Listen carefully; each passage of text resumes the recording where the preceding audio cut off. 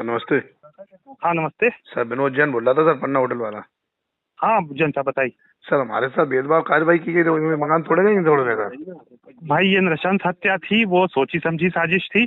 उसमें एक आरोपी था, इसमें 3 लोगों ने, इसमें हिंदू मुस्लिम एंगल है, इसमें भेदभाव की कार्रवाई मत बोलिए। तो सर ठीक है, भेदभाव हर मर्डर पे घर नहीं तोड़ा जाता। तो ठीक है, इस तरह की बात मत करिए। ठीक सर ओके, हमारे हेलो।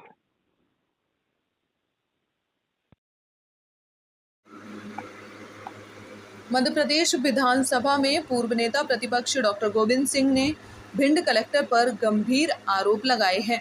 उन्होंने कहा है कि एक संवैधानिक पद पर बैठे भिंड के कलेक्टर संजीव श्रीवास्तव का एक ऑडियो वायरल हुआ है, जिसमें वह हत्या के मामले में आरोपी मुस्लिम युवकों के 3 घर तोड़ने की बात कर रहे हैं। उन्होंने सवाल किया कि क्या कलेक्टर जैसे पद की गरिमा के विरुद्ध यह आचरण नहीं है। उन्होंने मुख्यमंत्री डॉक्टर मोहन यादव से मांग की है कि ऑडियो क्लिप की सत्यता की जांच कर कलेक्टर संजीव श्रीवास्तव के खिलाफ कड़ी कार्यवाही करें, अन्यथा इसे सरकार का संरक्षण और मंतव्य समझा जाएगा। उन्होंने कहा कि प्रदेश में नौकरशाही निरंकुश हो चुकी है। किस कानून में यह प्रावधान है कि किसी भी आरोपी के मकान तोड़े जाएं? यदि ऐसा है तो फिर न्यायालय की क्या जरूरत? एक सवाल के जवाब में उन्होंने कहा कि उनके भाजपा में जाने की अटकलें और अफवाहें सिर्फ भाजपा के लोग ही उड़ाते रहते हैं। वे ना तो दल बदलू हैं, ना पदलोलुप हैं। वे जहां हैं वहीं रहेंगे। उन्होंने डॉक्टर मोहन यादव सरकार के मंत्रिमंडल में शामिल हुए रामनिवास रावत को अपनी ओर से शुभकामनाएं दी हैं। उन्होंने कहा है कि यदि रामनिवास रावत उनसे सलाह लेते तो वह उन्हें कभी भाजपा में जाने की समझाइश नहीं देते, क्योंकि भाजपा की कथनी एवं करनी में बड़ा अंतर है। ये सांप्रदायिकता को बढ़ावा देती है। सुनील बोला कोई मिलने को उन्होंने बोला। मैंने आप लोगों से मिलने के लिए चर्चा, बहुत दिनों से मुलाकात नहीं हुई थी, इसलिए सबसे भेंट मुलाकात करने के लिए आपको आमंत्रित किया है। मध्य प्रदेश की नौकरशाही पूरी तरह से निरंकुश होकर तानाशाही रूप ले चुकी है। भिंड के कलेक्टर संजीव श्रीवास्तव जो संवैधानिक पद पर बैठे हुए हैं, उन्होंने अपने कलेक्टर की गरिमा को तार तार कर दिया है। भिंड में अभी एक मुस्लिम समाज के लड़के ने हत्या कर दी, वाल्मीकि समाज के सफाई कर्मचारी की।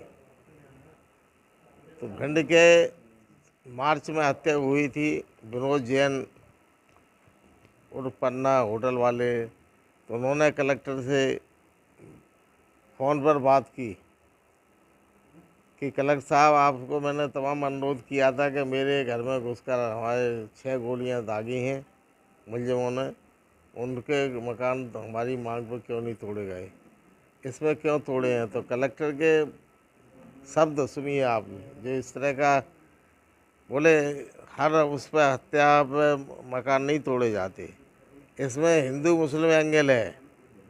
अब कलेक्टर अगर हिंदू मुस्लिम एंगल के सांप्रदायिकता की बात करेंगे, फैलाएगा, तो इस न्याय की कुर्सी बैठे जिला दंडाधिकारी के पद पर बैठे व्यक्ति से न्याय की क्या उम्मीद करेगा। मैं मुख्यमंत्री मोहन यादव जी से अनुरोध करता हूं कि माननीय मुख्यमंत्री जी, आप नौकरशाही पर लगाम लगाएं और भिंड कलेक्टर की मानसिकता का भी परीक्षण कराएं, और अगर उन्होंने इसकी जांच कराएं और उनको दंडित भी करें। अन्यथा प्रदेश में इस प्रकार के अधिकारी सांप्रदायिकता का रूप देकर दंगा फैलाने का भी प्रयास कर सकते हैं। कांग्रेस छोड़ने का जो इनाम है वो रावत साहब को मिल चुका है। कभी आपके साथ ही रहे रामनिवास रावत, मंत्री पद की शपथ लेने जा रहे हैं। शपथ ले लिए।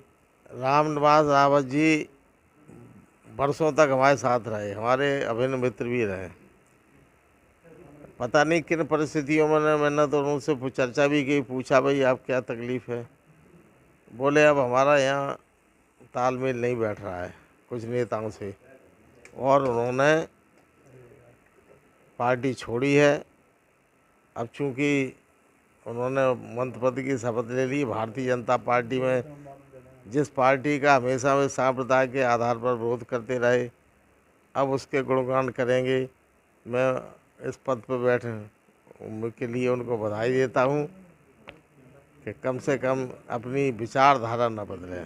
नहीं, उनका ये कहना था, रामनिवास रावत जी का ये कहना था डॉक्टर साहब कि वो ऐसा नहीं करते। कांग्रेस पार्टी में इतने पुराने सीनियर नेता के तौर पर उनका ये कहना था कि जितने भी सीनियर नेता उनकी बात नहीं मानी जाती है, बाहर से आए हुए लोगों को पार्टी तवज्जो दे रही है, कोई सीनियर जूनियर में कोई फर्क ही महसूस नहीं किया जा रहा कांग्रेस पार्टी में, इसलिए छोड़े।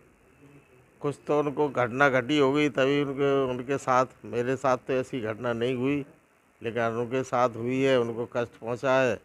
तो ये कोई तरीका नहीं था। जिस विचारधारा से आप बरसों तक रहे हैं, उस विचारधारा को एक क्षण में त्याग करना मैं उचित नहीं समझता। लेकिन अब उन्होंने पद पे बैठे हैं तो मैंने उनको बधाई धन्यवाद दे रहा हूँ। क्या लगे कांग्रेस में सीनियर नेताओं की जो है सुनवाई? अब मेरे को तो नहीं लग रहा। अब अगर उनको रामनिवास जी को लगा है तो उनसे आप विचार के बात कर लेना। मुरैना से टिकट मांग रहे थे डॉक्टर साहब लोकसभा? हाँ, मांग रहे थे, निश्चित रूप से मांग रहे थे। लोकसभा के प्रत्याशी बनने के लिए उनकी इच्छा थी और टिकट भी बात की थी, मेरे से भी चर्चा की थी, लेकिन पार्टी ने उचित नहीं समझा टिकट देना, क्योंकि 2 बार उनको पहले पार्टी दे चुकी थी। लगातार भूमाफियाओं पे मध्य प्रदेश में कार्रवाई हो रही है, क्या देखते हैं किस तरीके से? भूमाफियाओं पर कोई माफिया में नहीं हो रही, सब ये नौटंकी है। भारतीय जनता पार्टी के लोग अरबों रुपए की ज़मीन पर कब्जा किए हैं। लगातार आपकी पत्थर खदानें, रेत खदानें सब चारागाह की तरह चल रहे हैं भाजपा के लोग। हमारे अभी भिंड में करीब 2 वर्ष से कोई रेत खदान स्वीकृत नहीं है सिंध नदी पे, लेकिन भारी पैमाने पर पुलिस के संरक्षण में भारतीय जनता पार्टी के राजनेता मिलजुल कर प्रतिदिन मेरे विधानसभा क्षेत्र लाहौर और मछंड चौकी पर रौन थाने में प्रतिदिन वहाँ से 150 ट्रक और ट्रॉलियाँ जा रही हैं, चोरी होकर उत्तर प्रदेश बिक रही हैं। जो रेत आज पूरे विकास कार्य शासकीय और व्यक्तिगत निजी रुके हुए हैं रेत की कमी से, इसके प्रति शासन प्रशासन और राजनेताओं का ध्यान नहीं है। केवल ब्लैक करके बाहर बेचना, उसके लिए रेत उपलब्ध है। एक ट्रक अगर 40,000 50,000 रुपये दे तो उन घर पे आपको उपलब्ध करा दिया जाता है भारतीय जनता पार्टी के नेताओं के यहाँ फ़ोन करने पर। परंतु आम जनता त्राह त्राह मची हुई है। तमाम मजदूर कारीगर लाहौर से क्षेत्र से पलायन कर गए। डॉक्टर साहब, जिन सीटों पर अगर निष्पक्ष रूप से चुनाव हुआ तो पूरी तरह से कांग्रेस पार्टी विजय होगी।